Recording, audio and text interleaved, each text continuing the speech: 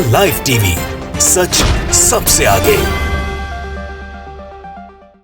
गाजियाबाद में एक सभा में मुस्लिम राष्ट्रीय मंच से संबोधित करते हुए मोहन भागवत जी ने कहा कि जो भी मुसलमान को पाकिस्तान भेजने का बात कर रहा है या देश से बाहर कर रहा है वो हिंदू नहीं है। तो सवाल ये है कि इतना सारा मॉब लिंचिंग मुसलमानों का ही क्यों हो रहा है? हाँ, बिल्कुल सही बात है। अगर वो पाकिस्तान नहीं भेजने के पक्ष में है तो अगर मुसलमानों पे जो यहाँ जो बॉम्ब लिंचिंग वगैरह कर रहा है तो अनदर कास्ट के भी तो लोग हैं, तो खाली मुस्लिम पे ही टारगेट क्यों है? पहले तो ये सब बात मोहन भागवत आज तक कभी नहीं बोले थे, आज क्यों अचानक बोले? ये आप भी समझते हैं और हम भी समझते हैं और पूरा पब्लिक समझती है। पब्लिक इतना आप सब एजुकेटेड है, इंसान अच्छे हैं, यूपी के इंसान अगर समझदार होंगे तो इस बार सरकार बदल के रहेंगे। आप बताइए कि मोहन भागवत जैसे लोग अगर ये कहें कि हाँ पूरे हिंदुस्तान के जितने भी लोग हैं सबका डीएनए एक है, हम जानते हैं, ये सबों को मालूम है कि सबका डीएनए एक है, मगर मोहन भागवत का जो जात है, उसका जो खानदान है, उसका डीएनए हम लोगों से नहीं मिलता है। अच्छा। मगर वो सबों को मिला दिया है, सबों को मिला दिया।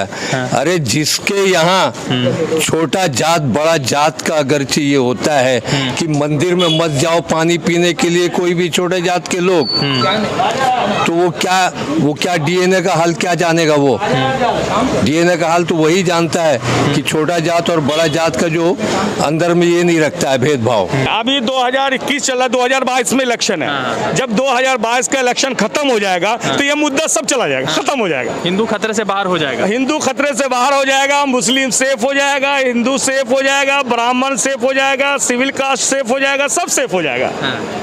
तो मतलब चुनाव होते हुए सब धर्म के लोग जो है मतलब के खतरे में पड़ जाते हैं। बस अभी वेस्ट बंगाल में इलेक्शन था, वेस्ट बंगाल में ये मुद्दा उठा ना कि जब ममता दीदी जीतेगी तो पाकिस्तान बना देगी। क्या पाकिस्तान बन जाएगा ये? नहीं, कहाँ पाकिस्तान क्यों बन जाएगा? हम बनने देंगे क्या उसको? नहीं, ये तो सभी का है ना। ये जब हमें अगर पाकिस्तानी बनाना होता तो 1947 में हम लड़के क्यों अपने देश को आजाद कराते? पाकिस्तानी बना देते ना इसको, क्यों बनाते? ये मॉब लिंचिंग तो ज़्यादातर मुसलमानों के साथ हो रहा है, ऐसा तो सब जगह देख रहे हैं, और खास करके यूपी वाला स्टेट में तो आप देख लिए आते दिन वहाँ मॉब लिंचिंग हो रहा है। मंदिर में गया पानी पीने के लिए, मार के मार डाला जान से, तो ये डीएनए एक हुआ। तो ऐसे ऐसे लोग को तो पहले समझने के लिए कहिए कि हाँ हम लोग जो कह रहे हैं, और कहता क्या है कि जो लोग मॉब लिंचिंग करता है वो हिंदू नहीं है, हिंदुत्व के खिलाफ है। हाँ, हिंदुत्व के खिलाफ है।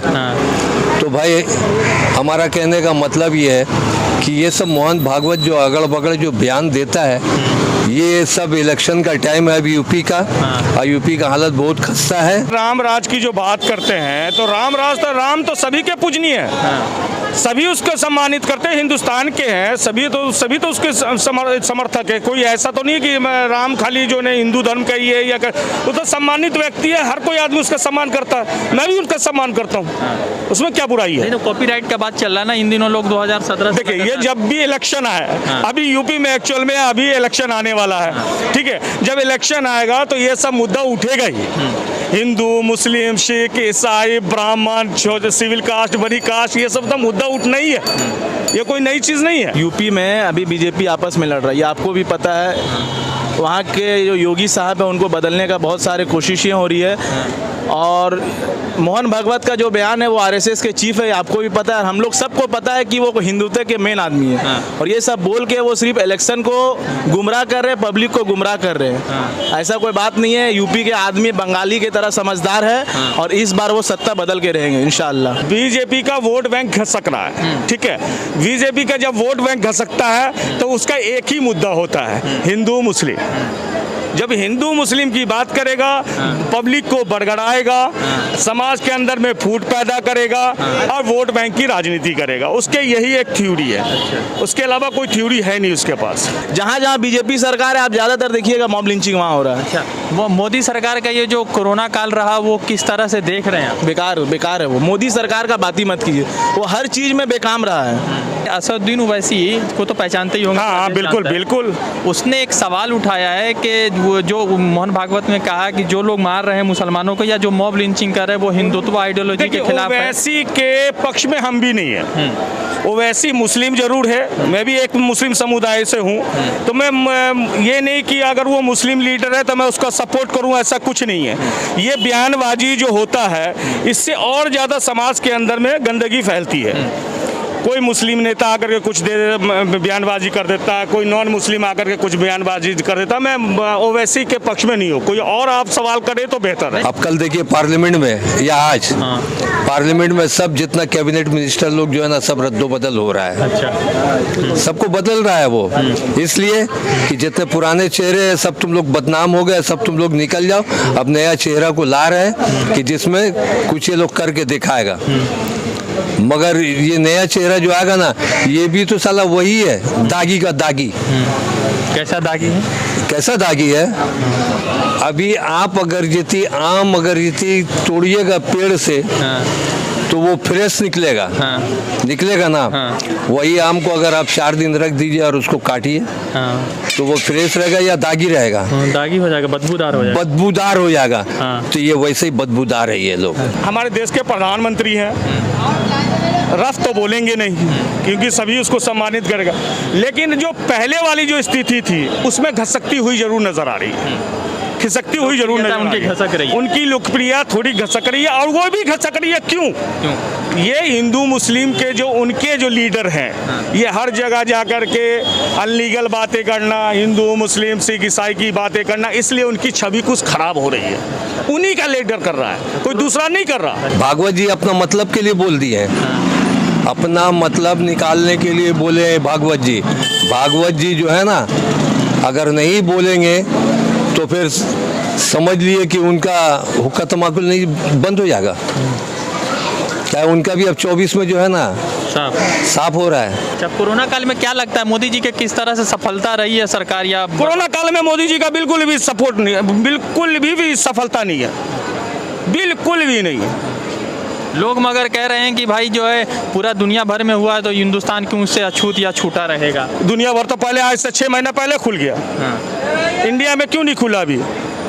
जब जिस समय में कोरोना चरम पे पहुंच रहा था, जिस समय में बंगाल में 21,000 केसेस डेली आ रहा था, 21,000 केसेस डेली पॉजिटिव रेट आ रहा था, उस समय में नरेंद्र मोदी जी और उसकी पूरी कैबिनेट दिल्ली की यहाँ आकर के रैली कर रही थी।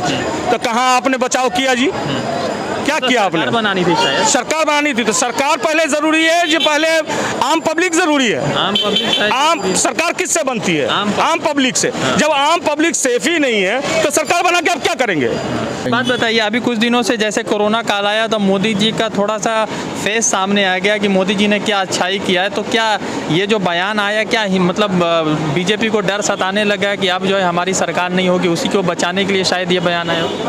मोदी जी को पता है अभी कोरोना के बारे में वो कैसे आ गए। बंगाल जब इलेक्शन था, जब मेरी दीदी हमेशा बोलते आई कि 4 फेज में इलेक्शन ख़त्म कीजिए, इलेक्शन कमिश्नर उनका सब चीज़ उनका। आज कोरोना याद आ गया, जब इलेक्शन ख़त्म हुआ, सब खत्म हुआ तो मोदी जी को आज कोरोना याद। उतना दिन से तो कोरोना याद नहीं आया। जब मार्च में कोरोना आया था, हमारी नेत्री ममता बनर्जी ने बहुत बार रिक्वेस्ट किया, एज इलेक्शन कमिश्नर से किया, सबसे किया, लेकिन वो तब उस टाइम नहीं समझ में आ रहा। आज समझ में आ गया कि आज कोरोना है, ये है, वो है, ये सब बस गरीब लोग को मारने का हिसाब है और कोई बात नहीं है। अच्छा, एक बात बताइए, असदुद्दीन ओवैसी ने एक सवाल उठाया कि सारे दलाल फलाल का क्या बात कर रहे हैं, बेकार वाली बात।